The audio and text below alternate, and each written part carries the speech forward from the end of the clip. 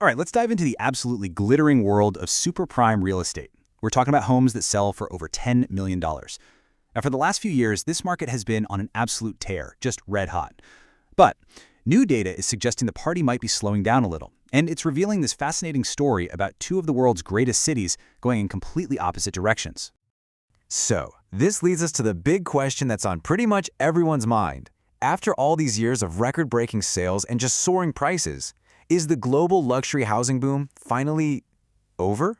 Well, the latest numbers for the third quarter of 2025 are in, and believe me, they are raising some eyebrows. So the first number that really made people sit up and take notice was a big one. A 21% drop in the number of sales in just one quarter.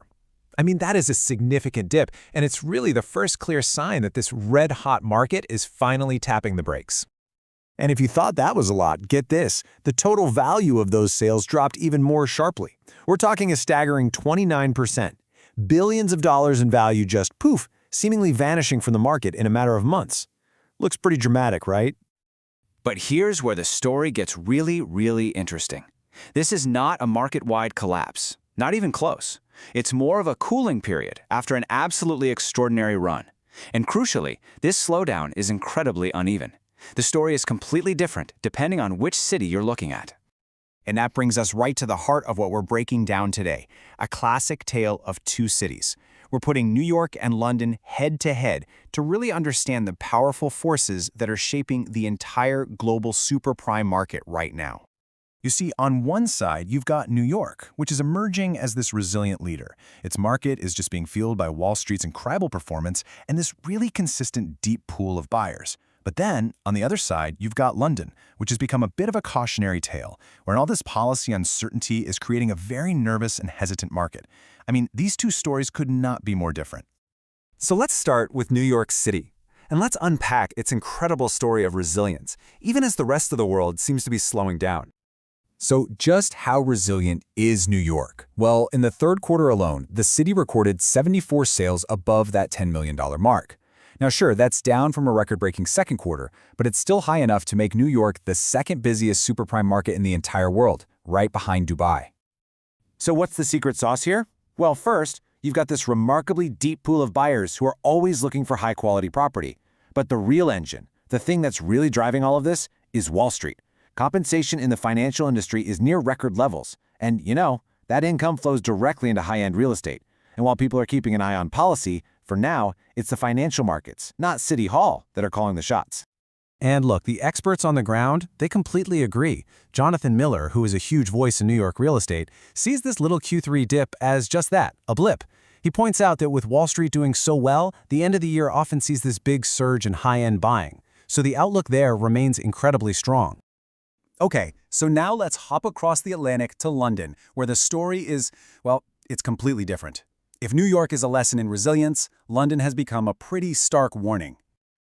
Remember New York's number? 74 sales?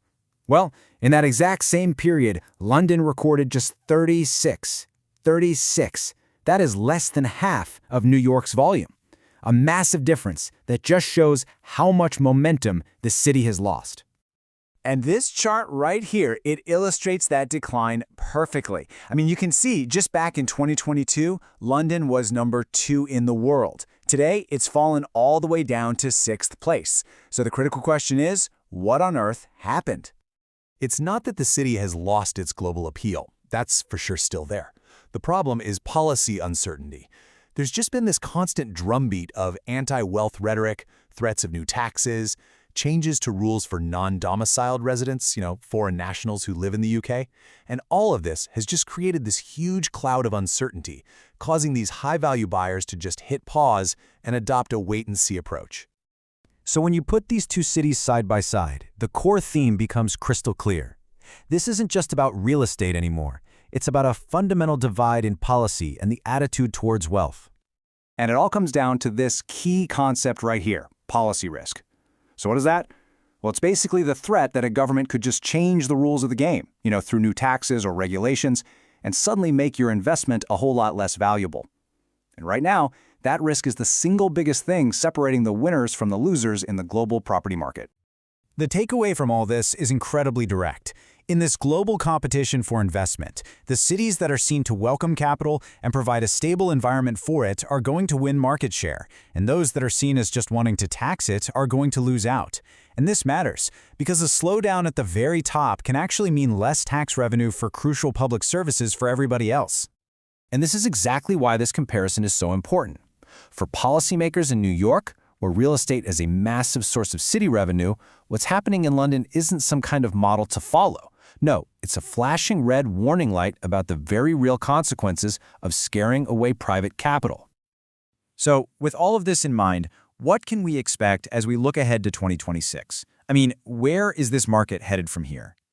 Well, first, even with this cooling, sales volumes are expected to stay pretty high compared to pre-pandemic levels. New York, with its stable inventory and that strong financial backing, seems perfectly positioned to lead the next boom. And hey, if the financial markets stay positive, we could see a really tremendous uptick. So, moving forward, the real story to watch isn't just about economics anymore. It has become this fascinating dance between politics and private wealth. Ultimately, what this tale of two cities really shows us is that superprime property is no longer just a measure of wealth. These markets have become a live experiment, a real-time test of a city's attitude towards success itself. And the question for every global city now is, are you rolling out the red carpet for capital, or are you putting up a roadblock? Their answer is going to define their fortunes for years to come.